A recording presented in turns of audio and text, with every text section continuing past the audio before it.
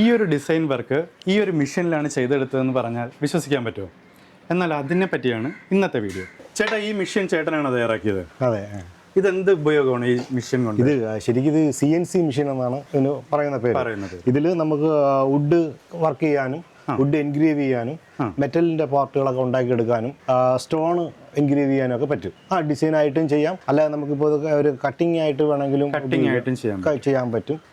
Panel വർക്കുകളൊക്കെ ഈ CNC മെഷീനിലാണ് ചെയ്യുന്നത്. ഈ CNC മെഷീൻ ശരിക്കും നല്ല വിലയുണ്ട്.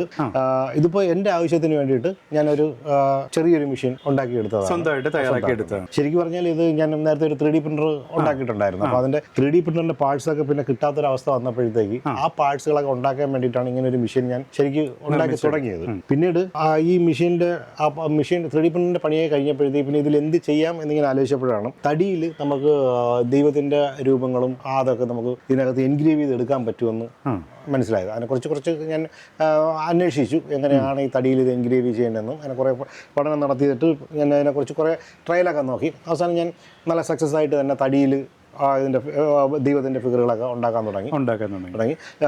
ഏറ്റവും കൂടുതൽ ഇപ്പം ഞാൻ ചെയ്തുകൊണ്ടിരിക്കുന്നത് പത്മനാഭസ്വാമിയുടെ ഒരു ഫിഗറാണ് ചെയ്തുകൊണ്ടിരിക്കുന്നത്. അതെനിക്കിപ്പോൾ ടെമ്പിളിൽ തന്നെ കൊടുക്കാനായിട്ട് എനിക്ക് ടെൻഡറും ഒക്കെ ആയിട്ടുണ്ട്. അപ്പോൾ അത് ഞാനിപ്പോൾ സ്ഥിരമായിട്ട് ചെയ്യുന്നുണ്ട്. ഞാൻ ചെയ്ത് ഒരെണ്ണം വേണമെന്നുണ്ടെങ്കിൽ ഇവിടെ ഉണ്ട്. ഈ ഒരു ഡിസൈനാണ് അല്ലേ? ഇതാണ് ഡിസൈൻ. ഇതിപ്പോൾ ചെയ്തുകൊണ്ടിരിക്കുന്ന മാസ്റ്റർ പീസ് ഡിസൈൻ ഇതാണ്. അതെ. ഇതിന്റെ തന്നെ ഇത് പൂർണ്ണമായിട്ട് ഈ ഒരു മെഷീനിൽ തന്നെ CNC മെഷീനിൽ തന്നെയാണ് തയ്യാറാക്കിയെടുത്തിരിക്കുന്നത്. ഒറ്റ തടിയിൽ തന്നെ ഒരു പീസ ഒന്നും ഇടാതെ ഒരൊറ്റ തടിയിൽ തന്നെ ആ ഫിഗറും ഫ്രെയിമും എല്ലാം കൂടെ ഒരുമിച്ച് നമ്മൾ അതിൽ തന്നെയാണ് ചെയ്തെടുക്കുന്നത്. അതൊരു ആന്റിക് മോഡലായിട്ട്. ഇത് മെറ്റീരിയൽ വ്യത്യാസമാണോ? ഈ തടി ഇത് പോളിഷ് ചെയ്ത പീസാണ്. പിന്നെ ഇതിന്റെ കുറച്ച് ഐയും ലിപ്സും ഒക്കെ നമ്മളൊന്ന് ഡീറ്റെയിൽ ആയിട്ട് അതിലും ഡാമേജ് ഒന്നും ഇല്ലാത്ത ഒരു സിംഗിൾ തടി സെലക്ട് ചെയ്ത് അതിൽ തന്നെ ഫ്രെയിം അടക്കം ഒറ്റ പീസിൽ തന്നെ എൻഗ്രേവ് ചെയ്തെടുക്കുകയാണ്. ആ തടിയിൽ ഇതിനകത്ത് നമ്മൾ ആർട്ടിഫിഷ്യലായിട്ട് ഒരു സാധനങ്ങളും ഉപയോഗിക്കാറില്ല. ആ ഒരു പോളിഷിങ്ങിന് വേണ്ടിയിട്ട് മാത്രം ഒന്ന് ഫിനിഷിങ് മാത്രം വർക്ക് ചെയ്ത് എടുക്കാറേ ഉള്ളൂ. അതുകൊണ്ട് തന്നെ ഇതൊരു ആൻറ്റിക് മോഡലായിട്ട് ആൾക്കാർക്ക് നല്ല ഒരു താല്പര്യമുള്ള. ഇപ്പോൾ കൂടുതലും ഇത് ഗിഫ്റ്റ് കൊടുക്കാനും ഒരു വീട് പാല് കാച്ച് അങ്ങനെയൊക്കെയുള്ള സമയത്ത് ഗിഫ്റ്റ് കൊടുക്കാനൊക്കെയാണ് ഈ സാധനം കൂടുതൽ എൻ്റെ ആൾക്കാർ വാങ്ങിക്കുന്നത്. ഇപ്പം ഞാൻ കൂടുതൽ ഇത് ചെയ്യുന്നത് ടെമ്പിളിലേക്ക് കൊടുക്കാൻ വേണ്ടിയിട്ടാണ്. ഇത് ഏറ്റവും കൂടുതൽ ചെയ്യുന്ന ഇതാണെങ്കിലും ബാക്കി എല്ലാം ചെയ്യാൻ പറ്റും. നമ്മൾ ഒരു വീടിന്റെ നെയിം ബോർഡ് വേണമെങ്കിൽ അത് ചെയ്യാൻ പറ്റും. അതുപോലെ ജീസസിന്റെ വലിയ ഫോട്ടോസൊക്കെ ഓർഡർ പറയുന്നുണ്ട്. അത് ലാസ്റ്റ് സപ്പർ അങ്ങനെയൊക്കെ ഉള്ള വലിയ ഫിഗറുകൾ ചെയ്യാറുണ്ട്. ഇത് തന്നെ ഞാൻ കുറച്ചും കൂടി വലുതായിട്ടൊക്കെ ചെയ്തത്. ഈ മെഷീൻ എനിക്ക് ഏകദേശം ഒരു 750 mm മാക്സിമം റിസൊല്യൂഷൻ ചെയ്യാൻ പറ്റും. 750 mm സൈസ് വരെ എനിക്ക് ചെയ്യാൻ പറ്റും. അങ്ങനെ ചെയ്ത 1-2 മോഡലുണ്ട്. പക്ഷേ സംഭവം ഇവിടെ ഇല്ല ഇപ്പോൾ. അത് ഓഫീസിൽ കൊണ്ടുവച്ചിരിക്കുകയാണ്. അതുപോലെ ചെറിയ പീസുകളിലൊക്കെ നല്ല ഭംഗിയുള്ള നമുക്ക് ഇഷ്ടപ്പെട്ട മോഡലുകൾ ചെയ്തെടുക്കാൻ പറ്റും. ഇത് വേറൊരു ഡിസൈൻ. ഇത് ശരിക്കും നമ്മുടെ പ്ലാവിന്റെ ഒരു തടി കഷ്ണം കിട്ടിയതാണ്. ഒറ്റ പീസ് തടിയിൽ അങ്ങനെ എൻഗ്രേവ് ചെയ്ത് ഇതിലും വേറെ ആർട്ടിഫിഷ്യലായിട്ട് ഒന്നും കളറോ ഒന്നും ചേർത്തിട്ടില്ല. ആ തടിയുടെ ഒറിജിനൽ കളറാണ്. ക്ലിയർ മാത്രം ഒരു ഭംഗിക്ക് വേണ്ടിയിട്ട് ഫൈനൽ ഫിനിഷിങ്ങിന് വേണ്ടിയിട്ട് ക്ലിയർ മാത്രമേ ഇതിനകത്ത് കോട്ട് ചെയ്തിട്ടുള്ളൂ. ഒരു സീലർ അടിച്ചിട്ട് അതിന്റെ പുറത്ത് പോളിഷ് ചെയ്യുന്നത്. ഇനി ഇത് ഒരു ശരിക്കും പോളിഷ് ചെയ്ത് കംപ്ലീറ്റ് ആയിട്ടില്ല. ഇനി ഒരിക്കൽ കൂടെ ചെയ്യുമ്പോഴത്തേക്ക് കുറെ കൂടെ നല്ല ഭംഗിയുള്ള ഇതായിട്ട് വരും. ഇതൊരു ഇങ്ങനെ ഒരു മോഡലായിട്ട് ചെയ്യണത് കൊണ്ട് തന്നെ ഇതിനകത്ത് ആർട്ടിഫിഷ്യലായിട്ട് കളറോ അല്ലെങ്കിൽ മറ്റെന്തെങ്കിലും ഇപ്പൊ തടിയിൽ എന്തെങ്കിലും തടിയിൽ എന്തെങ്കിലും ഗ്രെയിൻസ് ഉണ്ടെങ്കിൽ അത് അങ്ങനെ അതിൽ പ്രൊജക്റ്റ് ആയി വരും. കണ്ടില്ലേ, അതിന്റെ ആ വുഡിനകത്തുള്ള ആ ഒരു ഇതെല്ലാം അങ്ങനെ അതിനകത്ത് തന്നെ ഇത് വരും.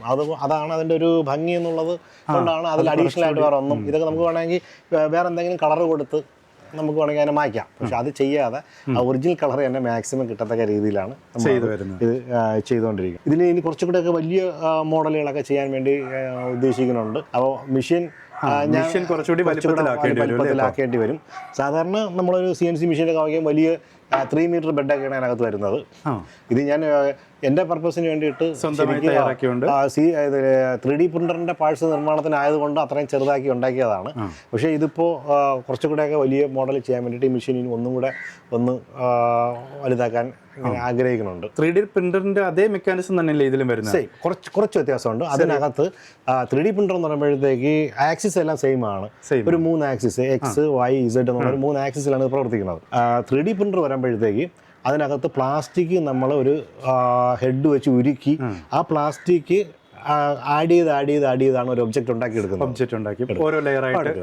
ഇത് നേരെ തിരിച്ച് ഒരു ബിറ്റ് വെച്ചിട്ട്, ഒരു വുഡ് കട്ട് ചെയ്യുന്ന ഒരു ബിറ്റ് വെച്ചിട്ട് ആ വുഡിനെ മുകളിൽ നിന്ന് താഴോട്ട് ആവശ്യമില്ലാത്ത ഭാഗങ്ങൾ എടുത്ത് കളഞ്ഞിട്ട് അങ്ങനെ നമ്മൾ ആ ഫിഗർ ആക്കി. രണ്ട് മെത്തേഡാണെന്നുള്ളതേ ഉള്ളൂ. പക്ഷേ സെയിം ബേസിക് തിയറി രണ്ടിൻ്റെ ഒന്നാണ്. ഇതിനകത്ത് നമ്മൾ സ്പിൻഡിൽ മോട്ടർ, CNC-ലാകുമ്പോഴത്തേക്ക് സ്പിൻഡിൽ മോട്ടർ ഇതാണ് ഉപയോഗിക്കും. ഈ മോട്ടർ കൺട്രോൾ ചെയ്യാൻ വേണ്ടിയിട്ടുള്ള സംവിധാനങ്ങളൊക്കെ നമ്മൾ താഴെ വെച്ചിട്ടുണ്ട്. യൂണിറ്റും കാര്യങ്ങളൊക്കെ വെച്ചിട്ടുണ്ട്. ഇതിപ്പോൾ ഒരു 1.5 kV സ്പിൻഡിൽ മോട്ടറാണ്. ഇതിപ്പോൾ ഒരു 3.5 kV ഒക്കെ വെക്കുകയാണെങ്കിൽ നമുക്ക് തീർച്ചയായിട്ടും ഒറ്റ സ്ട്രെച്ചിൽ തന്നെ ഈ ഒരു ഫിഗർ മൊത്തത്തിൽ കട്ട് ചെയ്തെടുക്കാൻ പറ്റും. ഇതിപ്പോൾ ഞാനൊരു 3-4 സ്റ്റെപ്പൊക്കെ ആയിട്ടായിരിക്കും കട്ട് ചെയ്തെടുക്കുന്നത്. അപ്പോൾ മെറ്റലാണെങ്കിലും ഞാനിപ്പോൾ ഒരു അലുമിനിയം കട്ട് ചെയ്യുകയാണെങ്കിൽ ഒരു 0.2 mm ഒക്കെ വെച്ചിട്ടായിരിക്കും ആ ഡെപ്ത് താത്ത് കൊണ്ടുപോകുന്നത്. ആ സമയം ഒരു 3.5 kV മോട്ടറൊക്കെ വെക്കുകയാണെങ്കിൽ ഒറ്റ സ്റ്റെപ്പിൽ തന്നെ ഒരു 1 mm വരെയൊക്കെ നമുക്ക് ആഴത്തിൽ കട്ട് ചെയ്ത് മാറ്റാൻ പറ്റും. അലുമിനിയം ഒക്കെ ആണെങ്കിൽ. വുഡൊക്കെ ആണെന്നുണ്ടെങ്കിൽ ഒരു 20 mm വരെയുള്ള മൾട്ടി വുഡൊക്കെ ആണെങ്കിലും കട്ട് ചെയ്ത് മാറ്റാൻ പറ്റും.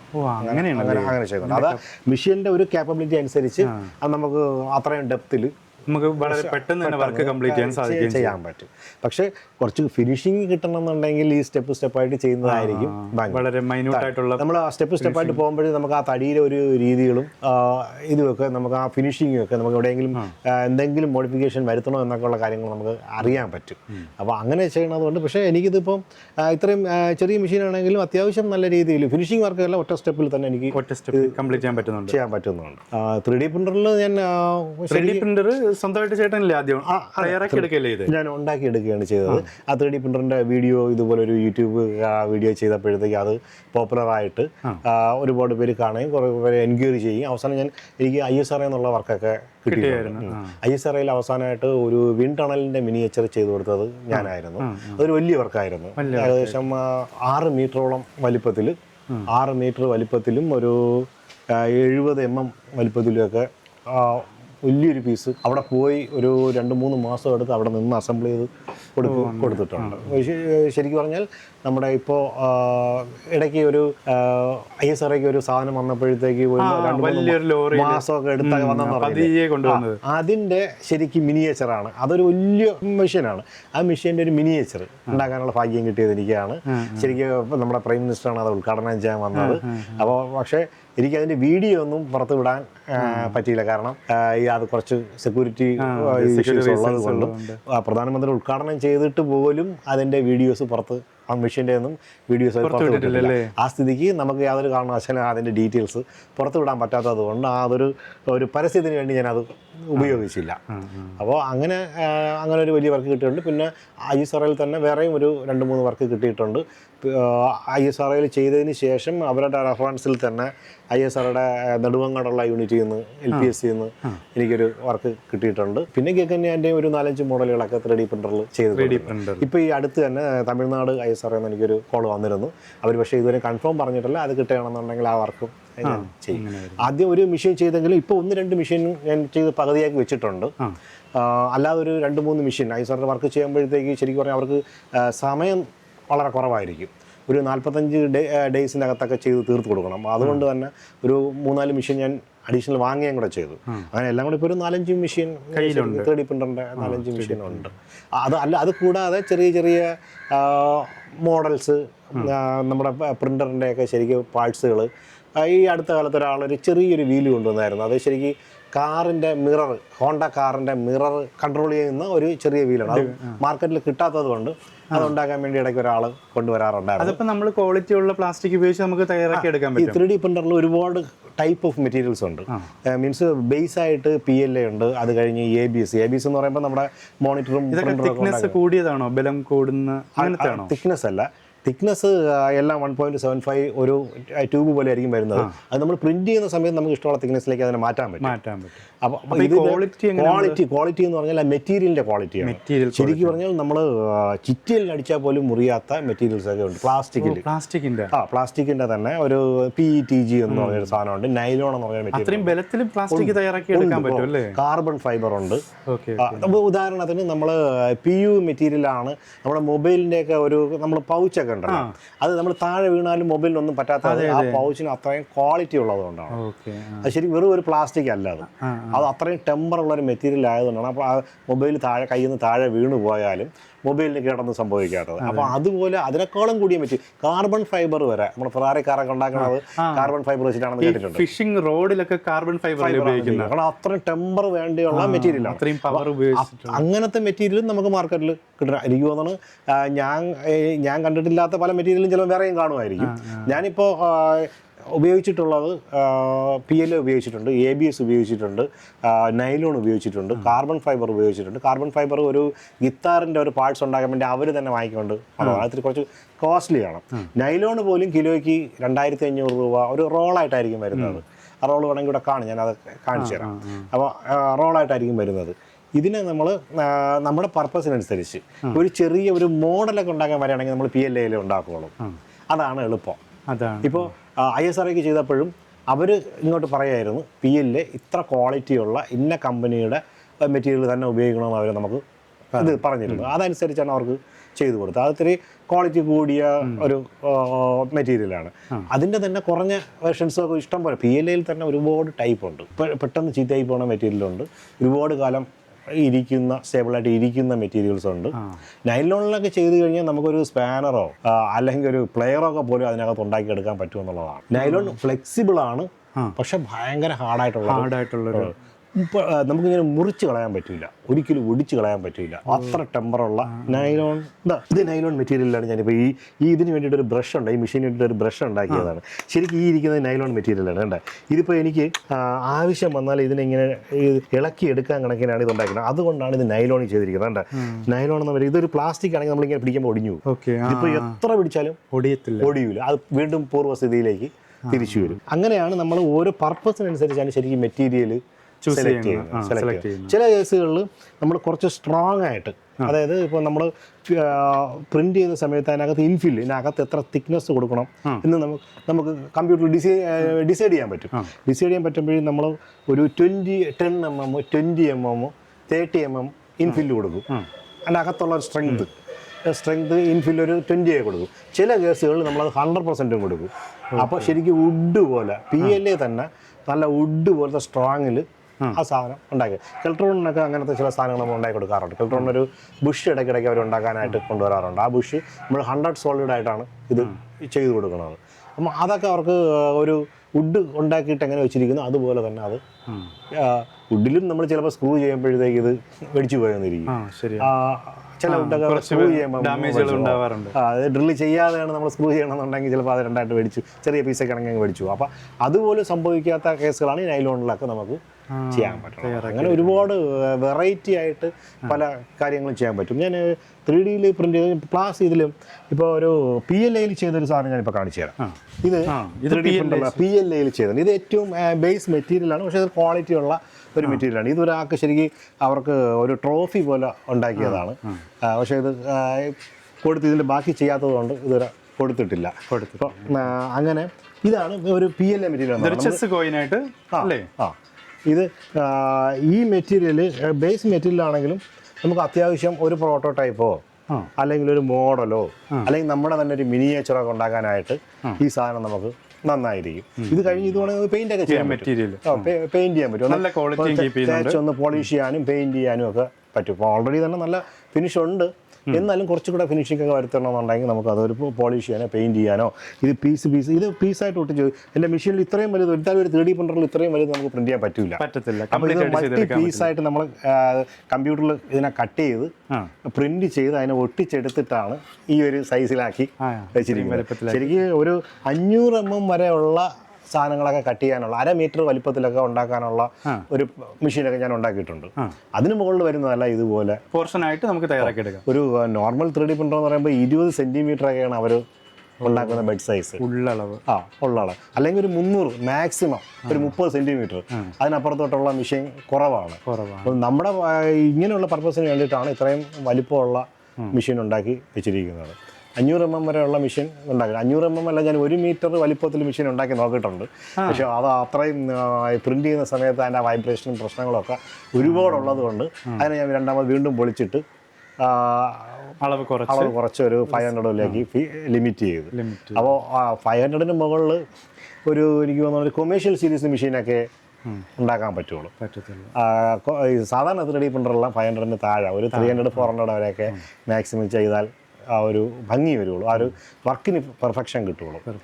3D പ്രിന്റർ ഇപ്പോഴും ഞാൻ ചെയ്തുകൊണ്ടിരിക്കുന്ന 1-2 3D പ്രിന്ററുണ്ട്. ഇതൊരു വാങ്ങിയ മെഷീനാണ്. ഇത് ശരിക്കും ബെഡ് സൈസ്, ഇത് കമത്തി വെച്ചിരിക്കുകയാണ്. ഇത് ബെഡ് സൈസ് ശരിക്കും 500 mm ഉണ്ട്. 500 mm ബെഡ് സൈസ് ഉള്ളൊരു മെഷീനാണ്. ശരിക്കും ഇതൊരു 300 mm സൈസുള്ള ഒരു മെഷീനാണ്. ഇതിപ്പോ ഞാൻ ബെഡ് സൈസ് പോർഷൻ ഇതല്ലേ, നമ്മൾ ഇതിന്റെ ഉൾവശത്ത് നമുക്കുള്ള കപ്പാസിറ്റി, ഈ ബെഡിന്റെ വലിപ്പത്തിനകത്ത്, ഈ ബെഡിന്റെ സൈസിനകത്തുള്ള ഒബ്ജക്റ്റുകൾ നമുക്ക് ഉണ്ടാക്കാൻ പറ്റും. അതുകൊണ്ടാണ് ബെഡ് സൈസ് നമ്മൾ ഇത്രയും ഇതായിട്ട് പറയുന്നത്. ഹൈറ്റിന് ലിമിറ്റേഷൻ എങ്ങനെ വരിക? ഹൈറ്റ് ഇതിപ്പോ ഞാൻ കുറച്ച് സ്പെഷ്യലായിട്ട് കൂട്ടിയിരിക്കുകയാണ്. ഇതിപ്പോ എനിക്ക് തോന്നുന്നത് 450 വരെ ഈ ഹൈറ്റ് നമുക്ക് അഡ്ജസ്റ്റ് ചെയ്യാൻ പറ്റും. പിന്നെ ഇത് മാഗ്നറ്റിക് ഇതായതുകൊണ്ട് നമ്മൾ പ്രിന്റ് ചെയ്തതിന് ശേഷം ഇത് ഇങ്ങനെ ഇളക്കിയെടുക്കാം. വർക്ക് ചെയ്യുന്ന സമയത്ത് ഇളക്കിയെടുക്കാൻ എളുപ്പമായിരിക്കും. മറ്റേ നമ്മൾ എന്തെങ്കിലും കത്തിയൊക്കെ വെച്ചിട്ട് ഇങ്ങനെ കുത്തിയെടുക്കുകയാണ് ചെയ്യുന്നത്. അതുകൊണ്ട് ഇത് മാഗ്നറ്റിക് ബെഡ് ആക്കാൻ വേണ്ടിയിട്ടാണ് ഇപ്പൊ ഇങ്ങനെ ഒരു മെഷീൻ. ശരിക്കും ഇത് ഈ ഇരിക്കുന്നത് ഇൻഡക്ഷൻ കുക്കറിന്റെ ശരിക്കും ഒരു ടോപ്പ്. ഇതൊക്കെ ഞാൻ എൻ്റെ 3D പ്രിന്ററിൽ തന്നെ ഉണ്ടാക്കിയെടുത്ത പാർട്സുകൾ. ഇതിന്റെ ബാക്കി പാർട്സുകളൊക്കെ ഞാൻ എൻ്റെ CNC മെഷീനിൽ തന്നെ കട്ട് ചെയ്തെടുത്ത ഈ പാർട്സ്, ഇതൊക്കെ ഞാൻ എൻ്റെ CNC മെഷീനിൽ തന്നെ കട്ട് ചെയ്തെടുത്ത പാർട്സുകളാണ്. അതിന് വേണ്ടിയിട്ടാണ് അങ്ങനെ ഒരു CNC മെഷീൻ ഡിസൈൻ ചെയ്തത് തന്നെ. അതിലിപ്പോൾ വുഡിൻ്റെ വർക്കുകളാണ് ശരിക്കും കൂടുതൽ ചെയ്യുന്നത്. ഒരു വരുമാനം എന്നുള്ള നിലയ്ക്ക് വുഡിൽ ചെയ്യാൻ ഡിസൈൻസുകൾ ചെയ്ത് കൊടുക്കുന്നുണ്ട്. ഇപ്പൊ 3D പ്രിന്റിംഗിൽ തന്നെ ഒരു വർക്ക് വന്നാലും ഇപ്പൊ ചെയ്യും. അല്ല, മെഷീൻ എല്ലാം റെഡിയാക്കി വെച്ചിട്ടുണ്ട്. എപ്പോഴാണോ വർക്ക് വരുന്നത് അപ്പോൾ തന്നെ 4-5 മെഷീൻ റെഡിയാക്കിയിട്ട് ഇവിടെ പിന്നെ ഇപ്പോൾ കുറച്ച് മെയിൻ്റനൻസ് ഒക്കെ നടന്നുകൊണ്ടിരിക്കുന്നത് കൊണ്ട് ഇതൊരു എൻ്റെ നേരത്തെ ഞാൻ ഉണ്ടാക്കിയിരുന്ന ഒരു പഴയ മെഷീൻ, ഞാൻ വാങ്ങിച്ച മെഷീനായിരുന്നു. അതൊരിക്കൽ കുറേ നാൾ ഉപയോഗിച്ച് കഴിഞ്ഞാൽ കംപ്ലൈൻറ്റ് ആയി കഴിഞ്ഞപ്പോഴത്തേക്ക് ഇതിപ്പോൾ എൻ്റെ രീതിയിൽ ഞാൻ മോഡിഫൈ ചെയ്ത് ഇതിപ്പോൾ റണ്ണിങ് കണ്ടീഷൻ ഇരിക്കുകയാണ്. ഇപ്പോൾ പൊടിയൊക്കെ അടിച്ചിരിക്കണമെങ്കിൽ ഇത് റണ്ണിങ് കണ്ടീഷൻ ആണ്. ആവശ്യം വന്നാൽ ഇത് നമുക്ക് പ്രയോജനപ്പെടുത്താം. ഇതും ഒരു 2-3 മണിക്കൂർ കുറച്ച് ഞാൻ അതുമായിട്ട് ചിലവഴിക്കുകയാണെന്നുണ്ടെങ്കിൽ ഇതിനെ നമുക്ക് റണ്ണിങ് കണ്ടീഷൻ ആക്കാം. അങ്ങനെ ഇതൊരു ചെറിയ CNC മെഷീനാണ് കേട്ടോ. CNC മെഷീൻ സ്റ്റീലല്ല, ശരിക്കും അലുമിനിയം. ഇത് കുറച്ച് ഹെവിയാണ്. ഇത് ചെറുതാണെങ്കിലും ഒരു ഡെസ്ക്ടോപ്പ് മെഷീൻ ആണെങ്കിലും വലിയ മെഷീനിൽ ചെയ്യുന്ന അത്രയും ഡെപ്തുള്ള സാധനങ്ങളൊക്കെ ഇതിനകത്ത് നമുക്ക് ചെയ്യാൻ പറ്റും. ഇത് കുറച്ച് ബേസ് കുറച്ച് സ്ട്രോങ് ആയിട്ട് പിടിപ്പിച്ച് വെച്ച് കഴിഞ്ഞാൽ ഒരു 50 mm വരെയുള്ള അലുമിനിയം ഒക്കെ നമുക്ക് ഇതിനകത്ത് കട്ട് ചെയ്യാൻ പറ്റും. ഇത് കണ്ടില്ലേ, ഇപ്പൊ ഇതിന്റെ പാർട്സ് തന്നെ 20 mm കനമുള്ള പാർട്സുകളൊക്കെയാണ്. അത് നമ്മൾ മറ്റേ CNC മെഷീനിലാണ് കട്ട് ചെയ്തിരിക്കുന്നത്. നല്ല വെയിറ്റ് ഉണ്ട്, ഭയങ്കര വെയിറ്റ് ആണ്. കാരണം ഇതിനകത്തും അത്രയും സ്ട്രോങ് ആയിട്ട് ചെയ്തിരിക്കുന്നുണ്ട്. ഇത് ഈ അലുമിനിയത്തിൽ നിന്നൊക്കെയാണ് ആ പാർട്സുകൾ കട്ട് ചെയ്ത്. ഇത് എനിക്ക് തോന്നുന്നു 20-ന് മുകളിലുണ്ട്. ഇതിന്റെ മുകളിലുണ്ട് തിക്നെസ്. അപ്പോൾ അതും ക്വാളിറ്റി കൂടിയ അലുമിനിയം കണ്ടുപിടിച്ച് വാങ്ങിച്ചിട്ടാണ് ഇത്തരം ഇത് ആദ്യത്തെ മെഷീൻ ഉണ്ടാക്കുമ്പോഴത്തേക്ക് ഈ പാർട്സ് ഒക്കെ ഉണ്ടല്ലോ, ഇതിനകത്ത് തന്നെ എത്ര 20 ഹോളുണ്ട്. 20-40 അതിനകത്തൊരു ഡെപ്ത് കൊണ്ട് എടുക്കുമ്പോൾ 40 ഹോളുണ്ട് ഇതിനകത്ത്. ഈ 40 ഹോളൊക്കെ ഞാൻ ആദ്യമൊക്കെ ലെയ്ത്തിലാണ് കൊണ്ടുപോയി ചെയ്തിരുന്നത്. അപ്പോൾ 1-2 സ്ക്രൂ ഒക്കെ ഇടുമ്പോഴത്തേക്ക് ഞാൻ ഫയൽ വെച്ച് കുറച്ചൊന്ന് ക്ലീൻ ചെയ്യേണ്ടി വരുന്ന ഒരു അവസ്ഥ ഉണ്ടായിരുന്നു. ഒരു 2-3 ഹോളൊക്കെ ഞാൻ അഡ്ജസ്റ്റ് ചെയ്താലേ കയറുള്ളത്. പക്ഷെ ഇതിപ്പം ആ മെഷീനിൽ ചെയ്തതാണ്. ഇതിൽ 40 ഹോളും കൃത്യമായിട്ട് മെഷീനിൽ ചെയ്തപ്പോഴത്തേക്ക് ഒരു സ്ക്രൂവിൽ പോലും ഞാൻ ഫയൽ ചെയ്യേണ്ടി വന്നിട്ടില്ല എന്നുള്ളതാണ്. അത്രയും ആക്യുറേറ്റ് ആയിട്ട് ചെയ്യാൻ പറ്റുന്നത് കൊണ്ടാണ് CNC മെഷീൻ ആൾക്കാർ കൂടുതൽ ഇനി അങ്ങോട്ട് CNC മെഷീനിലായിരിക്കും കൂടുതൽ വർക്കുകൾ ചെയ്ത്. CNC മെഷീൻ്റെ ഒരു ഗുണമെന്ന് പറയുന്നത് നമ്മൾ കമ്പ്യൂട്ടറിൽ ഡിസൈൻ ചെയ്ത് ഇത് വർക്ക് വിട്ട് കഴിഞ്ഞാൽ പിന്നെ നമ്മൾ അതിന്റെ പുറകെ നിൽക്കേണ്ട കാര്യമില്ല. പിന്നെ നമുക്കൊരു വർക്ക് അതിന്റെ ഒപ്പം നിൽക്കേണ്ട കാര്യം നിൽക്കണം. തീരുമ്പോഴത്തേക്ക് മെഷീൻ എല്ലാം കഴിഞ്ഞ് ഒരു സേഫ് പൊസിഷനിൽ വന്നാൽ അങ്ങ് തനിയെ നിന്നോളും. സ്റ്റാർട്ടിംഗ് പോയിന്റ് തിരിച്ചു വരും. മെറ്റീരിയലിൽ ഒന്നും തട്ടാതെ വർക്ക് കഴിഞ്ഞതിന് ശേഷം മെറ്റീരിയലിൽ ഒന്നും തട്ടാതെ ഇതൊരു ഹോം പൊസിഷനിലേക്ക് തിരിച്ചു വരും. അല്ലെങ്കിൽ നമ്മൾ സ്റ്റാർട്ട് ചെയ്ത പൊസിഷനിലേക്ക് തിരിച്ചു വരും, ആരെയും ഒന്നും ഡിസ്റ്റർബ് ചെയ്യാതെ. അപ്പോൾ നമുക്ക് ഇതിനകത്ത് നമുക്ക് ഒരുപാട് സമയം ചിലവഴിക്കേണ്ട കാര്യമില്ല. ഇപ്പോൾ ഇത് തന്നെ ഞാൻ തടിയിൽ പത്മനാഭൻ്റെ ഇതൊക്കെ ചെയ്യുമ്പോഴത്തേക്ക് ഞാൻ രാവിലെ വന്ന് മെഷീൻ്റെ ആ ചെയ്യേണ്ട സൈസും തടിയും ഒക്കെ സെറ്റ് ചെയ്ത് റെഡിയാക്കി വെച്ചിട്ട് മെഷീൻ സ്റ്റാർട്ട് ചെയ്ത് കൊടുത്തിട്ട് ഞാൻ പോവും. ഒരു ക്യാമറ വെച്ചിട്ടുണ്ട്, അവിടെ ഇരുന്നുകൊണ്ട് ഞാൻ ആ ക്യാമറയിൽ നോക്കിയിട്ടാണ് ഇതിൻ്റെ ഒരു സ്റ്റാറ്റസ് കണ്ടുകൊണ്ടിരിക്കുന്നത്. എന്നിട്ട് ഇത് ഏകദേശം തീർന്നു എന്ന് മനസ്സിലാവുമ്പോഴത്തേക്ക് താഴെ ഞാൻ മോളടുത്ത് വിളിച്ച് പറയും ആ മെഷീൻ്റെ ചെയ്തുകൊണ്ടിരുന്ന വർക്ക് കഴിഞ്ഞിട്ടുണ്ട്, പോയി അതൊന്ന് ഷട്ട് ഡൗൺ ചെയ്യാൻ പറയും. അപ്പോൾ ഞാനെല്ലാം പറഞ്ഞു കൊടുത്തിട്ടുണ്ട്. അതനുസരിച്ച് മെഷീനും ഓഫ് ചെയ്ത് കമ്പ്യൂട്ടറൊക്കെ ഓഫ് ചെയ്ത് എല്ലാം സെറ്റ് ചെയ്യും. വൈകുന്നേരം വന്നിട്ടാണ് പിന്നെ നോക്കണം. അപ്പോൾ ഒരാളിൻ്റെ ആവശ്യമില്ല. രാവിലെ ഞാൻ സ്റ്റാർട്ട് ചെയ്ത് വിട്ട് കഴിഞ്ഞാൽ വൈകുന്നേരം വരുമ്പോൾ നോക്കിയാൽ മതി. തുടക്കത്തിൽ നമ്മൾ കോൺഫിഗറേഷൻ കൊടുത്തൊന്ന് സ്റ്റാർട്ട് ചെയ്താൽ മാത്രം മതി. അത്രയും ഡീറ്റെയിൽ ആയിട്ട് നമുക്ക് അതിൽ ചെയ്ത് വെച്ചേക്കും. വളരെ കൃത്യതയുള്ളൊരു മെഷീൻ. അതുകൊണ്ടാണ് CNC ഇത്രയും ഇനി അങ്ങോട്ട് ഭയങ്കര പോപ്പുലർ ആവാൻ പോകുന്ന ഒരു CNC.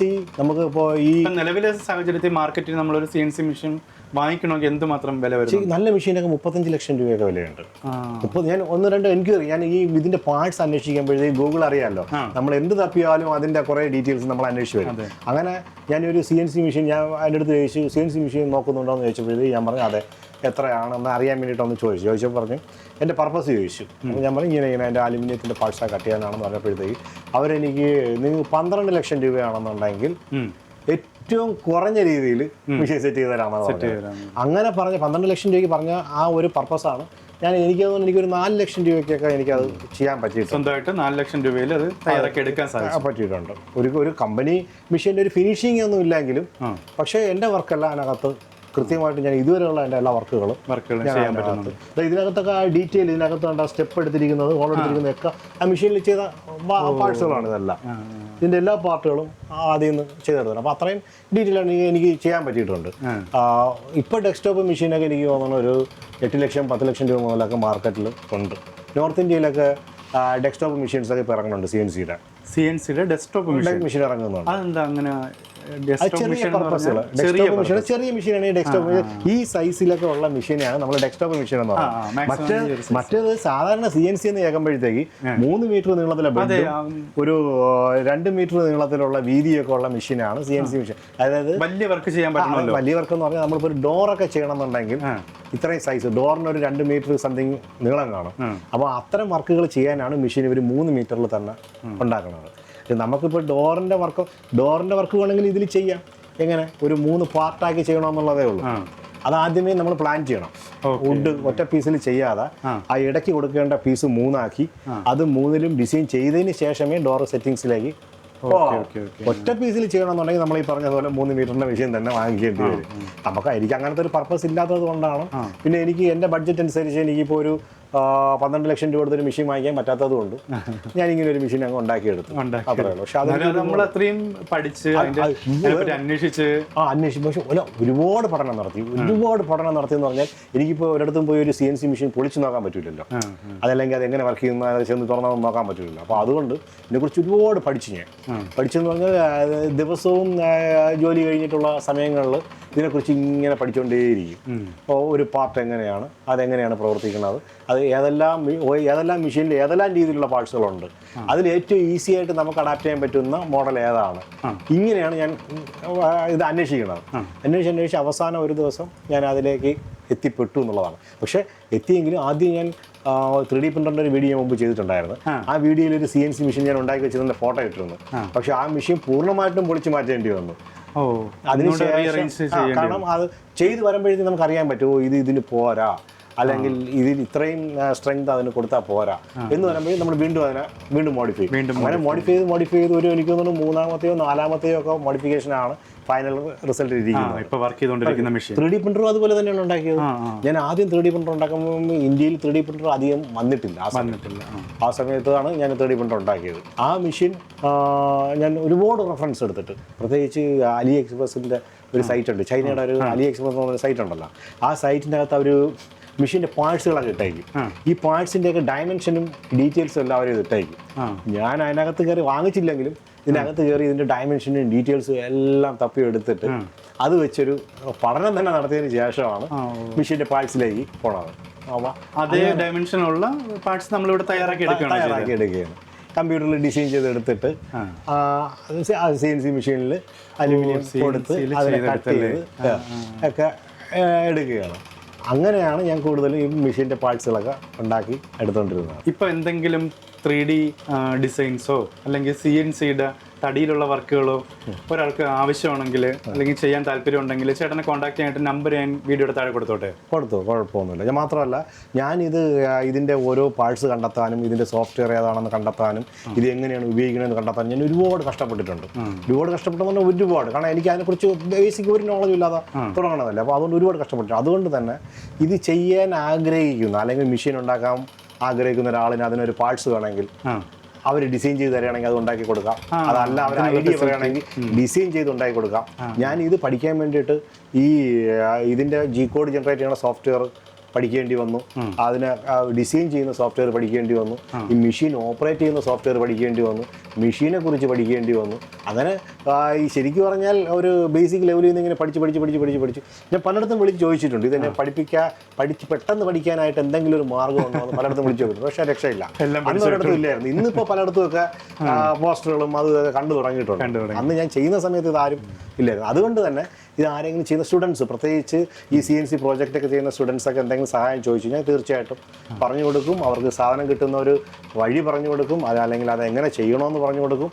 ഇത് ഇങ്ങനെയൊക്കെ കുറേ നിലവിലുള്ള സാഹചര്യത്തിൽ ഇപ്പോൾ ഒരു CNC മെഷീൻ തന്നെ നമുക്ക് ആവശ്യാനുസരണം അസംബിൾ ചെയ്യണമെങ്കിൽ കോൺടാക്ട് ചെയ്താൽ പറ്റുമല്ലോ? തീർച്ചയായിട്ടും ഉണ്ടാക്കി കൊടുക്കാം. CNC മെഷീനോ 3D പ്രിന്റിംഗ് യൂണിറ്റും എടുക്കാൻ പറ്റും. അതിനെക്കുറിച്ച് ആലോചിക്കുന്നുണ്ട്. ഈ CNC മെഷീനിലെ ഈ വുഡിൽ ഈ ഫിഗറൊക്കെ ചെയ്യുന്ന കുറച്ച് പേർക്ക് ഇപ്പോൾ പഠിപ്പിച്ചു കൊടുത്തു കഴിഞ്ഞാൽ ചിലപ്പോൾ അവർക്ക് അതൊരു ജീവിത മാർഗമായിട്ട് ചെയ്യാൻ പറ്റും. അപ്പോൾ അങ്ങനെ അതിനെ പറ്റി ഒരു ചെറിയൊരു കോഴ്സായിട്ട് ചെയ്താലോ എന്ന് ഞാൻ ഇങ്ങനെ ആലോചിക്കാറുണ്ട്. സമയക്കുറവ് കൊണ്ടാണ് പലപ്പോഴും ഇതിങ്ങനെ മാറ്റി വെച്ച് കൊണ്ടുപോകണം. ശരിക്കും കുറച്ച് ഇതിനെക്കുറിച്ച് ഐഡിയ ഉള്ള ആൾക്കാർക്കാണെങ്കിൽ, വുഡിനെ കുറിച്ചോ അല്ലെങ്കിൽ ഈ ഡിസൈനെ കുറിച്ചോ ഒക്കെ ഐഡിയ ഉള്ള ഒരാളിനെയാണെങ്കിൽ ഒരു 5 പേർക്ക് വീതം ഒരു ക്ലാസ് എടുത്ത് കൊടുക്കുകയാണെങ്കിൽ അവർക്ക് ഒരാഴ്ച അവരെ പഠിപ്പിക്കുകയാണെങ്കിൽ കൃത്യമായിട്ട് അവർക്ക് വർക്ക് ചെയ്യാൻ പറ്റുന്ന ട്രെയിനിങ് ഒക്കെ കൊടുക്കാൻ പറ്റും. തീർച്ചയായിട്ടും അവർക്കൊരു ജോബ് കണ്ടെത്താൻ പറ്റും. അവർക്കൊരു തൊഴിൽ അതിൽ കണ്ടെത്താൻ പറ്റും. അപ്പോൾ ഇതെല്ലാം ഞാൻ തന്നെ ചെയ്യാമെന്ന് പറഞ്ഞ് നോക്കിയിട്ട് കാര്യമില്ലല്ലോ. ഞാൻ 3D പ്രിന്റിംഗ് പഠിച്ചു, ഇപ്പോൾ CNC പഠിച്ചു, ഇപ്പോൾ വുഡിൽ ഇപ്പോൾ എൻഗ്രേവ് ചെയ്ത് ഡിസൈൻ ചെയ്ത് കൊടുക്കുവാണ്. മറ്റുള്ളവരും അതുപോലെ ചെയ്യാൻ താല്പര്യമുള്ളവരുണ്ടെങ്കിൽ അവർക്കും പഠിക്കാനായിട്ട് തീർച്ചയായിട്ടും ഞാൻ അത് സപ്പോർട്ട് ചെയ്ത് കൊടുക്കും. ഒരു കോഴ്സായിട്ട് ഞാൻ ഉദ്ദേശിക്കുന്നുണ്ട്. ഞാൻ അതിന് വേണ്ടിയിട്ട് ഈ സർട്ടിഫിക്കറ്റ്, എല്ലാവരും ഈ സർട്ടിഫിക്കറ്റ് ആണല്ലോ നോക്കണം. അപ്പോൾ സർട്ടിഫിക്കറ്റിന് വേണ്ടി ചോദിച്ചപ്പോഴത്തേക്ക് കേന്ദ്ര ഗവൺമെൻറ്റിൻ്റെ സർട്ടിഫിക്കറ്റൊക്കെ ചെയ്ത് കൊടുക്കാൻ പറ്റും. പക്ഷേ അതിൻ്റെയൊക്കെ പുറകെ നടക്കാനും അതിനൊന്നുള്ള സമയമില്ലാത്തതുകൊണ്ട് ഞാൻ അതങ്ങ് ഡ്രോപ്പ് ചെയ്തു. പിന്നെ ഞാൻ വിചാരിച്ചത് ഒരു ജോബ് ഓറിയൻറ്റഡ് ആയിട്ടുള്ള, അല്ലെങ്കിൽ ഇതൊരു തൊഴിലാക്കി ചെയ്യാൻ ആഗ്രഹിക്കുന്ന ഒരു 4-5 പേരെ പഠിപ്പിക്കാം എന്നുള്ള രീതിയിലാണ് ഞാൻ. അങ്ങനെ താല്പര്യമുള്ളവരെ നമ്മൾ ആ രീതിക്ക് പരസ്യം കൊടുക്കുമ്പോഴേ, അതായത് ഇതൊരു തൊഴിലായിട്ട് നടത്താൻ ആഗ്രഹിക്കുന്ന ആരെങ്കിലും ഉണ്ടെങ്കിൽ അവർ മാത്രം കോൺടാക്ട് ചെയ്താൽ മതി എന്നുള്ള രീതിക്ക് പരസ്യം ചെയ്യണം. അപ്പോൾ ആ വരുന്നതിൽ നിന്ന് ഒരു 5 പേരെ സെലക്ട് ചെയ്ത് അവർക്ക് 5 പേർക്ക് പഠിപ്പിച്ചു കൊടുത്തു കഴിഞ്ഞാൽ അങ്ങനെയാണ് ഞാനിപ്പോൾ പ്ലാൻ ചെയ്യുന്നത്. ഇനി ഫ്യൂച്ചറിൽ ഇത് തന്നെ ആയിരിക്കും, CNC മെഷീനിലായിരിക്കും. CNC മെഷീൻ ഇനി അങ്ങോട്ട് CNCയുടെ ഒരു യുഗമാണ് വരുന്നത്. CNC എന്ന് പറഞ്ഞാൽ ഈ കാണുന്നതൊന്നും അല്ല CNC. ഇതിനകത്ത് തന്നെ 5 ആക്സിസും 6 ആക്സിസും 7 ആക്സിസും ഒക്കെ ഉള്ള CNC മെഷീൻസ് ഒക്കെ ഉണ്ട്. നമുക്ക് പല പർപ്പസിന് ഈ CNC മെഷീൻ ഉപയോഗിക്കാം. വളരെ വേഗത്തിലും ഡിസൈൻ ചെയ്യാൻ പറ്റുന്ന രീതിയിലോട്ട് മാറുമല്ലേ? പിന്നൊന്ന് ഡിസൈൻസ് നമുക്ക് ഓൾറെഡി ചെയ്ത ഡിസൈൻസ് നമുക്ക് പർച്ചേസ് ചെയ്യാൻ പറ്റും. ഓൺലൈനിലൊക്കെ ഇതൊരു STL ഫയലാണ് ശരിക്കും CNCയിൽ നമ്മൾ വർക്ക് ചെയ്യാൻ വേണ്ടി ഉപയോഗിക്കുന്നത്. ഞാൻ ഉപയോഗിക്കുന്നത് പല കമ്പനികളും വേറെ പല ഫയൽ സിസ്റ്റം ഉപയോഗിക്കുന്നുണ്ട്. ഞാൻ ഉപയോഗിക്കുന്നത് STL ഫയലാണ്. അതിനെ G-code ആക്കിയിട്ടാണ് മെഷീനിലേക്ക് ഇത് ചെയ്യുന്നത്. അപ്പോൾ ഈ STL ഫയൽ ജനറേറ്റ് ചെയ്ത് വെച്ചിരിക്കുന്ന ഒരുപാട് കമ്പനികളുണ്ട്. ഓൺലൈൻ ഫയൽ ഫ്രീയും ഉണ്ട്, പെയ്ഡും ഉണ്ട്, ഒക്കെ ഉണ്ട്. അപ്പോൾ അതിൽ പെയ്ഡ് വരുമ്പോഴും നല്ല ഫയലൊക്കെ വേണമെങ്കിൽ പെയ്ഡിലേക്ക് അത്യാവശ്യം ഡീറ്റെയിൽ കിട്ടുള്ളൂ. അപ്പോൾ ഞാൻ ജീസസിൻ്റെ 1-2 ഫയലൊക്കെ ഞാൻ ബുക്ക് മാർക്ക് ചെയ്ത് വെച്ചിട്ടുണ്ട്. അതിപ്പോൾ ഞാൻ പർച്ചേസ് ചെയ്യും. എന്നിട്ട് അതെല്ലാം ഉണ്ടാക്കിയിട്ട് അത് സെയിൽ ചെയ്യാനുള്ള. ശരിക്കും ഈ തടിയിൽ ഒറ്റ പീസിൽ നമ്മളൊരു ആർട്ടിഫിഷ്യലായിട്ട് ഒന്നും ചേർക്കാതെ, കളറൊന്നും അടിക്കാതെ നല്ല തടി നോക്കി സെലക്ട് ചെയ്ത് കൊടുക്കുമ്പോഴത്തേക്ക് ചിലർക്ക് അത് ഭയങ്കര താല്പര്യമുണ്ട് അതിനകത്തോട്ട്. ഈ ഒറിജിനൽ വുഡിൽ ചെയ്തെടുക്കുമ്പോഴേ ആ ഒരു മാത്രമല്ല ഇപ്പം ഞാൻ തടിയിൽ ചെയ്തൊരു സാധനം 200 വർഷം വേണമെങ്കിലും ഇരിക്കും. അതെ, ആ തടിയുടെ കാതൽ മാത്രം എടുത്തിട്ടാണ് അതിൻ്റെ വെള്ളയൊന്നും ഉപയോഗിക്കില്ല, ആ കാതലുള്ള ഭാഗം മാത്രം എടുത്തിട്ടാണ് ചെയ്യുന്നത്. അപ്പോൾ ഒരു 200 ഞാൻ ട്രെയിൽ നോക്കിയ പല തടിയും 150 വർഷം പഴക്കമുള്ളതാണ്. ഓൾറെഡി ഇവിടെ ഇരുന്ന മേശയും കസാരയൊക്കെ പൊളിച്ച് ഞാൻ ട്രയൽ ചെയ്തപ്പോഴത്തേക്ക് ഡിസൈൻ അതിപ്പോൾ ഓൾറെഡി 150 വർഷം പഴക്കമുണ്ട്. ഇനി ഒരു 250 വർഷം പോകും അങ്ങനത്തെ ഇതൊക്കെയാണ്. അതാണ് ഈ വുഡിൽ ചെയ്യുമ്പോഴുള്ളൊരു ക്വാളിറ്റി വർഷങ്ങളോളം ഇരിക്കും. നമ്മൾ ഇല്ലെങ്കിലും തലമുറ കഴിഞ്ഞാലും അതവിടെ അങ്ങനെ തന്നെ ആയിരുന്നോളും. അതാണ് സത്യസന്ധമായിട്ടുള്ള കാര്യം. ചേട്ടൻ ഒന്ന് പരിചയപ്പെടുത്താവോ? എൻ്റെ പേര് സുരേഷ് കുമാർ. ഞാൻ മുമ്പ് ഈ 3D പ്രിന്ററിന്റെ വീഡിയോ ഒക്കെ ചെയ്തത് കൊണ്ട് അങ്ങനെ കുറച്ച് പേർക്ക് അറിയാം. ഞാൻ ശരിക്കും പറഞ്ഞാൽ എൻ്റെ തൊഴിലെന്ന് പറഞ്ഞാൽ കമ്പ്യൂട്ടർ ഹാർഡ്വെയർ ആണ്. ഹാർഡ്വെയറും ചിപ്പ് ലെവൽ സർവീസും ഒക്കെ ആണ് ചെയ്തിരുന്നത്. ഇപ്പം കമ്പ്യൂട്ടറിൻ്റെ മാർക്കറ്റ് കുറച്ചൊന്ന് മോശമായ സമയത്താണ് ഞാൻ ഇത്തരം മേഖലകളിലേക്കൊക്കെ തിരിഞ്ഞ് തുടങ്ങിയത്. ഇതൊരു പാഷൻ ആയിരുന്നു അല്ലേ? ആഗ്രഹിച്ച ഒരാൾ സ്വന്തമായിട്ട് ഒരു 3D പ്രിന്റർ തയ്യാറാക്കി എടുക്കാന്ന് വെച്ചാൽ അത് നമ്മളൊക്കെ കണ്ടിട്ടേ ഉള്ളൂ ചെറിയ വീഡിയോ. ഈ കമ്പ്യൂട്ടർ ഹാർഡ്വെയർ പോലും എൻ്റെ ഒരു പാഷൻ ആയിരുന്നു. ഞാൻ ശരിക്കും ഈ തൊഴിലൊന്നും അല്ലായിരുന്നു. പക്ഷെ എൻ്റെ പാഷൻ ഇതായതുകൊണ്ട് ഞാൻ ഏത് തൊഴിൽ ചെയ്താലും അതിൻ്റെ കൂടെ ഇതിനെല്ലാം ഇങ്ങനെ കൊണ്ടുപോകുമായിരുന്നു. ഞാൻ കുറേ കാലം ഗൾഫിലുണ്ടായിരുന്നു, ഒരു 10-12 വർഷം ഗൾഫിലുണ്ടായിരുന്നു. ആ സമയത്തും അവിടെ ഇന്റീരിയർ ഡെക്കറേഷനാണ് വർക്ക് ചെയ്യുന്നത്. ഇന്റീരിയർ ഡിസൈൻ ബേസ്ഡ് ആയിട്ടുള്ള ചെയറും അങ്ങനെയൊക്കെ ഉള്ള സോഫ സെറ്റും അങ്ങനെയൊക്കെ ഉള്ളതാണ് ഉണ്ടാക്കുന്നത്. അപ്പോഴും റൂമിൽ ഞാൻ ഇതിൻ്റെ ഒരു പാരലായിട്ട് ഇതിങ്ങനെ ചെയ്തുകൊണ്ടേയിരുന്നു. അവിടുത്തെ കഫീലിൻ്റെ ഒരു പെർമിഷനോട് കൂടി പാരലായിട്ട് ഇതൊക്കെ ചെയ്തുകൊണ്ടേയിരുന്നു. അപ്പോൾ അന്നേ എനിക്കിതൊരു പാഷനായിരുന്നു. കമ്പ്യൂട്ടറിൽ നിന്ന് പിന്നെ മാറി മാറി മാറി മാറി ആണ് ഇങ്ങനെ ഓരോ പുതിയ ഓരോന്ന് വരുമ്പോഴത്തേക്ക് ഞാൻ പുതിയ വരുന്ന എല്ലാ ടെക്നോളജിയും ഞാൻ ഒന്ന് ട്രയൽ ചെയ്യും. ഞാനിപ്പോൾ പഠിക്കാൻ ശ്രമിക്കും. അതിനൊരു ഉദാഹരണമാണ്, ഞാനിപ്പോൾ EV വന്ന സമയത്ത് എൻ്റെ ആക്റ്റീവ ഞാൻ കൺവേർട്ട് ചെയ്ത് ബാറ്ററിയിൽ 2 ദിവസം ഓടിച്ചു. അതെങ്ങനെയാ? EV നമ്മളെ ആക്റ്റീവ വണ്ടി പെട്രോളാണ്, അതിന് ഹൈബ്രിഡ് ആക്കാൻ പറ്റും. ആ വീല് നമ്മൾ കുറച്ച് ഇളക്കി ഒന്ന് ആൾട്ടർ ചെയ്തിട്ട് ആക്സിലേറ്ററും കാർബറേറ്ററിനകത്ത് ഉള്ള കേബിളും ഒക്കെ ആൾട്ടർ ചെയ്ത് 1-2 കൺവെർട്ടറൊക്കെ ഉപയോഗിച്ച് കഴിയുമ്പോഴത്തേക്കും നമുക്കതിനെ ബാറ്ററിയിലും കൂടെ വർക്ക് ചെയ്യാൻ പറ്റുന്ന രീതിയിലാക്കാൻ പറ്റും. അങ്ങനെ ആക്കി ഞാൻ 2 ദിവസം ഓടിച്ചു. പിന്നെ അത് നിർത്തി കളഞ്ഞതെന്ന് വെച്ച് കഴിഞ്ഞാൽ ഈ മോട്ടോർ വെഹിക്കിൾ ഡിപ്പാർട്ട്മെന്റ് കേരളത്തിൽ ഇതുവരെ അതിന് അപ്രൂവൽ കൊടുത്തിട്ടില്ല. എന്നാൽ നോർത്തിലൊക്കെ അവർ ഉപയോഗിക്കുന്നുണ്ട്. കാറ് പോലും കണ്ടിട്ടുണ്ട്, പക്ഷേ സ്കൂട്ടി അങ്ങനെ കണ്ടിട്ടില്ല. സ്കൂട്ടി കൊണ്ട് ചെയ്യുന്നുണ്ട്, പക്ഷെ അത് ഇവർ അപ്രൂവൽ തരില്ല. അതുകൊണ്ട് ഞാൻ വാങ്ങിച്ച ബാറ്ററി 2 എടുത്ത് ഇപ്പോൾ ഈ മെഷീൻ എനിക്ക് എന്തായാലും ഒരു ബാറ്ററി വേണമായിരുന്നു, അതിന് വേണ്ടിയിട്ട് ഉപയോഗിച്ചുകൊണ്ടിരിക്കുകയാണ്. ഒരു ബാറ്ററി 2ആയിട്ട് തന്നെ ഉണ്ടാക്കി. ഒരു ബാറ്ററി ഇവിടെയും വെച്ചു, ഒരു ബാറ്ററി ഞാൻ ഇൻവെർട്ടറിന് ബാക്കപ്പിനും വേണ്ടി അത്യാവശ്യം നല്ലോണം ഉപയോഗിക്കാനായിട്ട്. ആ ബാറ്ററിയുടെ ഞാനിപ്പോൾ ഉണ്ടാക്കിയത് തന്നെ ലിഥിയം ഫോസ്ഫേറ്റ് ബാറ്ററിയിലാണ്. ലിഥിയത്തിന് എത്ര വേരിയന്റ് ബാറ്ററി ഉണ്ട്? ലിഥിയം പല ടൈപ്പ് ഉണ്ട്. അയണിന് കുറച്ച് ബ്ലാസ്റ്റിംഗ് കൂടുതലുള്ള ഒരു സാധനമാണ്. അതിന്റെ ഒരു നേച്ചർ അങ്ങനെയാണ്. ബ്ലാസ്റ്റിംഗ് ഇത് കൂടുതലാണ്. ഒരു ബാറ്ററി ബ്ലാസ്റ്റ് ചെയ്ത് കഴിഞ്ഞാൽ കൂടെയുള്ള എല്ലാ ബാറ്ററിയും വലിയ അപകടത്തിലോട്ട് കൊണ്ടുപോയി. അതാണ് പല EV വെഹിക്കിളും വഴിയിൽ നിന്ന് കത്തണത്. ഒരെണ്ണം ആക്സിഡന്റലി ഒന്ന് ബേണായാൽ മതി, ബാക്കി എല്ലാം അതുപോലെ. ലിഥിയം ഫോസ്ഫേറ്റ് എന്ന് പറഞ്ഞ ഇപ്പോൾ ഒരു പുതിയ ഫോസ്ഫേറ്റ് ബാറ്ററി വന്നിട്ടുണ്ട്. ആ ബാറ്ററിയുടെ പ്രത്യേകത എന്ന് പറയുന്നത് ഇത് പെട്ടെന്ന് ചൂടാവൂല, ബ്ലാസ്റ്റ് ചെയ്യില്ല, അങ്ങനെയൊക്കെ. എന്നാൽ നല്ല കപ്പാസിറ്റി. നമ്മുടെ സുരക്ഷ കൂടുതലാണ് ബാറ്ററി ഉപയോഗിച്ചത്. അതിന്റെ തന്നെ പല വേരിയന്റുകൾ ഇപ്പോൾ വന്ന് തുടങ്ങിയിട്ടുണ്ട്. വീട്ടിലെ ഇൻവെർട്ടറിന് എല്ലാം കൂടെ നമ്മൾ പണ്ട് ഇത്ര വലിയ ബാറ്ററി വെച്ചിരുന്നത് ഇത്രയുള്ളൊരു ബാറ്ററി ചെറിയ ബാറ്ററിയിലോട്ട് മാറ്റാൻ പറ്റും. അപ്പോൾ അതുമൊക്കെ ചെയ്യുന്നുണ്ട്. അങ്ങനെ ഒരു ഇതെനിക്കൊരു പാഷൻ ആയതുകൊണ്ട് ഏത് ടെക്നോളജി പുതിയതായിട്ട് വന്നാലും അതിലൊന്ന് ഞാൻ ട്രയൽ ചെയ്യും. അത് അറിഞ്ഞിരിക്കാം. അത് അറിഞ്ഞു കഴിയുമ്പോഴത്തേക്ക് അതിൻ്റെ ഒരു താല്പര്യം കഴിഞ്ഞ് കഴിയുമ്പോൾ അതങ്ങ് സ്റ്റോപ്പ് ചെയ്യും. പിന്നെ ഇതിൽ ഈ 3D പ്രിൻ്ററും പിന്നെ അത് CNC-യിലേക്ക് വന്നു. CNC ഇപ്പം വുഡിൻ്റെ വർക്കിലേക്ക് കുറച്ചൊരു റവന്യൂ ലക്ഷ്യം വെച്ചിട്ടാണ് ഇപ്പോൾ ആ വുഡിൻ്റെ വർക്കിലേക്ക് വന്നത്. അത് ചെയ്തപ്പോഴത്തേക്ക് ഞാൻ അതുമായിട്ട് അത് ചെയ്യുന്നവരുമായിട്ട് കമ്പയർ ചെയ്ത് നോക്കിയപ്പോഴത്തേക്ക് എൻ്റെ വർക്ക് കുറച്ചുകൂടെ ബെറ്റർ ആണെന്ന് പലരും ഇത് അഭിപ്രായപ്പെടുന്നുണ്ട്. അപ്പോൾ അത് കുറേ കൂടെയൊക്കെ ഒന്ന് മോഡിഫൈ ചെയ്ത് അത്രയും ഭംഗിയായിട്ട് ചെയ്യാനായിട്ട് ഞാൻ ശ്രമം നടത്തിക്കൊണ്ടിരിക്കുകയാണ്. ഇപ്പോഴും അതിലും ഇങ്ങനെ പരീക്ഷണങ്ങൾ ഇങ്ങനെ നടന്നുകൊണ്ടിരിക്കുകയാണ്. ഏതെല്ലാം വുഡിൽ ചെയ്താൽ എങ്ങനെ ഫിനിഷിങ് ആവും. എല്ലാ വുഡിലും ഫിനിഷിംഗ് ആയിട്ട് വരില്ല. കുറച്ച് പഴയ തടികളിലാണ് പഴയ പലകയിലാണ് ഏറ്റവും ബെസ്റ്റായിട്ട് നമുക്ക്, കാരണം അതിനകത്ത് നാരൊന്നും കാണില്ല, അത്രയും ബലം ഉണ്ടാവും, സ്ട്രോങ്ങും ആയിരിക്കും. കാരണം ഇതിന് എവിടെയെങ്കിലും ദ്രവിക്കുകയോ ഇല്ലേ എന്നൊക്കെ ഉള്ളത് അതിനകത്ത് ഓൾറെഡി പ്രൂവ് ചെയ്ത് കഴിഞ്ഞു. ആവണമെന്നുണ്ടെങ്കിൽ ഇത്രയും വർഷത്തിനകത്ത് അത് സംഭവിച്ചിരിക്കും. അതൊന്നും സംഭവിച്ചിട്ടില്ല. ഇത്രയും ഉണങ്ങിയ തടിയായതുകൊണ്ട് അതിനകത്ത് നമുക്ക് എൻഗ്രേവ് ചെയ്യുമ്പോഴത്തേക്ക് നല്ല പൗഡർ പോലെ അത് കട്ടായി പോയിട്ട് ആ ഫിനിഷിങ് നല്ല ഭംഗിയായിട്ടിരിക്കും. ഇപ്പം നമ്മൾ പുതിയ തടിയിലൊക്കെ ആണെന്നുണ്ടെങ്കിൽ അതിനൊരു നാര് വരുന്നൊരു ടെൻഡൻസി അതിന് ഉണ്ട്. അപ്പോൾ അങ്ങനെയുള്ളതിൽ നമ്മൾ വർക്ക് കഴിഞ്ഞതിന് ശേഷം ഒരുപാട് അതിനെ തേക്കാനും ഫിനിഷ് ചെയ്യാനൊക്കെ നിൽക്കണം. അതുകൊണ്ട് തടി പഴയ തടിയാണെങ്കിൽ ബെറ്റർ ക്വാളിറ്റി ആയിട്ട് നമുക്ക് തയ്യാറാക്കാനും പറ്റും, അധികം പണിയും. ഒരു പക്ഷെ നമ്മൾ കൂടിയ തടി അല്ല അതിന് ബെറ്ററായിട്ട് വരണത്. ഇതാ ഞാൻ തേക്കിൽ നോക്കി, പ്ലാവിൽ നോക്കി, പ്ലാവ് കൊള്ളാം, നല്ല പ്ലാവിൽ ചെയ്ത് കഴിഞ്ഞാൽ നല്ല ഫിനിഷിങ് വരുന്നുണ്ട്. മഹാഗണി ഏറ്റവും ബെസ്റ്റായിട്ട് ഫിനിഷിങ് വരുന്നത് മഹാഗണി തടിയിലാണ് വരുന്നത്. ഇപ്പം ഞാൻ കൂടുതലും മഹാഗണിയുടെ തടിയാണ് വാങ്ങിയിട്ട് വർക്ക് ചെയ്യുന്നത്. അത് മഹാഗണിയിലും പച്ച തടിയാണെങ്കിൽ കുറച്ചുകൂടെ നമ്മൾ മെനക്കെടേണ്ടി വരും, അത്രയേ ഉള്ളൂ. അത് കുറച്ച് ഉണങ്ങിയ തടിയാണെങ്കിൽ എവിടെയെങ്കിലും കട്ട് ചെയ്ത് ഇട്ടിരുന്ന് പലവയാക്കി ഇട്ടിരുന്ന കുറേ നാൾ കഴിഞ്ഞ തടിയാണെങ്കിൽ നല്ല ഫിനിഷിങ്ങിൽ നമുക്ക് അതിൽ ചെയ്യാൻ പറ്റും.